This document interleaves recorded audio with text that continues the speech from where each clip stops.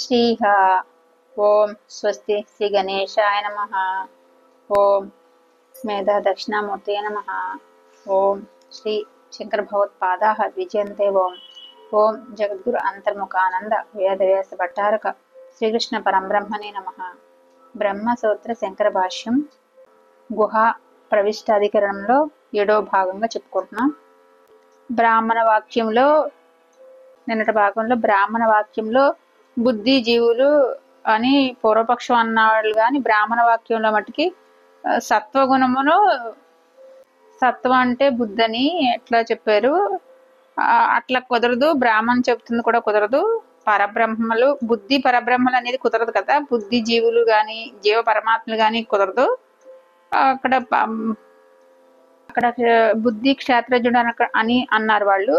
బుద్ధి క్షేత్రజ్ఞుడు అంటాం కాకుండా పరమాత్మనే అనాలి, బ్రహ్మగా ప్రతిపాదించడమే కరెక్ట్ అని చెప్పారు నిన్న. ఇప్పుడు 7వ భాగంలో కథమితి, ఇక్కడ ఈ వర్ణకంలో అయితే ఈ పక్షంలో బుద్ధి జీవుని యథార్థ స్వరూపమైన బ్రహ్మ ప్రతిపాదించబడుతున్నాయనే పక్షంలో తయోరస్య పిప్పలం స్వాద్భితీతి సత్వం అని అచేతనమైన బుద్ధి భోక్తని చెప్పడం ఎలా కుదురుతుంది అని అడుగుతున్నారు వాళ్ళు. సమాధానం చెప్పబడుచున్నది, అచేతనమైన బుద్ధికి భోక్తృత్వం చెబుతానని ఈ శృతి బయలుదేరలేదు. మరేమి చేతను దైవ క్షేత్రజ్ఞునికి భోక్తృత్వం లేదని చెబుతానని బయలుదేరింది. అందుకోసం సుఖాది వికారాలున్న బుద్ధికి భోక్తృత్వాన్ని ఆరోపిస్తున్నది.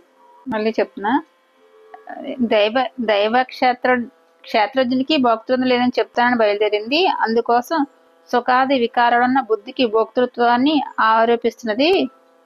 సమాధానం ఏం చెప్తుందంటే మళ్ళీ చెప్పుకుందాం. అచేతనమైన బుద్ధికి భోక్తృత్వం చెబుతానని ఈ శృతి బయలుదేరలేదు. మరేమంటే చేతనుడైన క్షేత్రజ్ఞునికి భోక్తృత్వం లేదని చెప్తానని బయలుదేరింది. అందుకోసం సుఖాది వికారాలున్న బుద్ధికి భోక్తృత్వాన్ని ఆరోపిస్తున్నది. సత్వ క్షేత్రజ్ఞుల కన్నా ఈ కర్తృత్వం వాటి పరస్పర స్వభావాన్ని సరిగా తెలుసుకోనకపోవటం వల్ల ఏర్పడినదని కల్పించబడుతుంది. నిజానికి రెండింటికి కూడా భోక్తృత్వం కుదరదు. ఎందువలన అనగా సత్వం అచేతనం, క్షేత్రజ్ఞుడు క్రియాశూన్యుడు. సత్వం అవిద్య చేత కల్పితమైన స్వభావం కల దగుట చేత కర్తృత్వ భోక్తృత్వాధికం అసలే సంభవించదు. అనగా భోక్తృత్వం అనేది ఏదైనా జీవునికి ఉంటే అది సత్వ సంబంధాన్ని బట్టి మాత్రమే. ఆ సత్వాన్ని అవిద్యా కల్పితమైనప్పుడు దాని సంబంధం కానీ దానివల్ల భోక్తృత్వాధికం కానీ ఆత్మకి ఎలా ఉంటుంది అని భావం. అందుచేత ఎత్ర వా అన్యధివ సాత్వత్రాన్యోన్యత్వ చేత్ అంటే ఎక్కడ మరొకటి ఏదో ఉన్నట్టు ఉంటుందో అక్కడ ఒకడు మరొక దానిని చూస్తాడు ఇత్యాది శృతివాక్యం.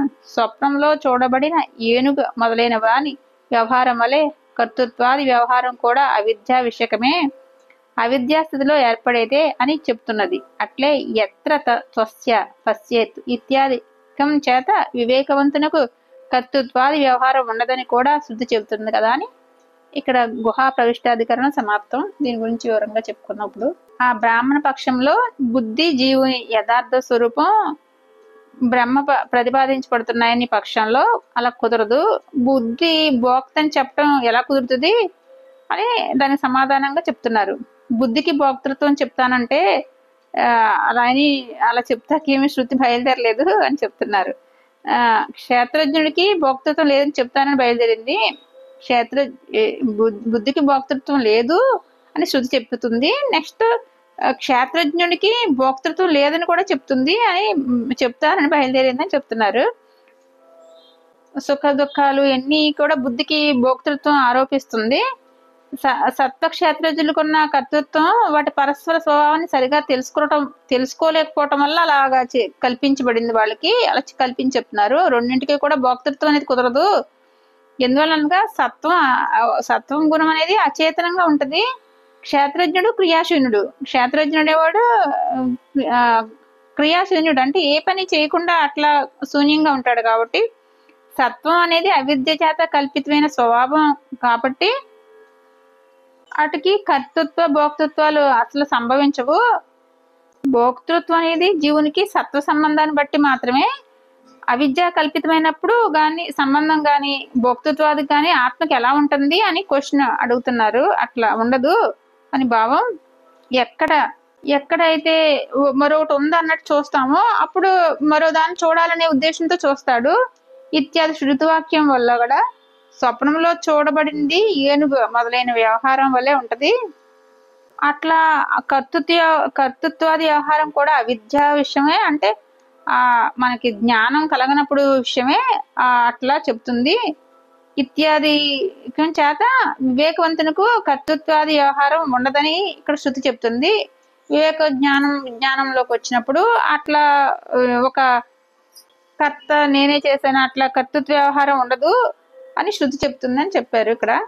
ఇది గుహ ప్రవిష్టాధికరణం సమాప్తం. ఓం శ్రీ గురుభ్యో నమః. సర్వం శ్రీకృష్ణార్పణమస్తు. ఇది 7వ భాగంగా చెప్పుకున్నాం. రేపొద్దుట అంతరాధికరణం చెప్పుకుంటాం.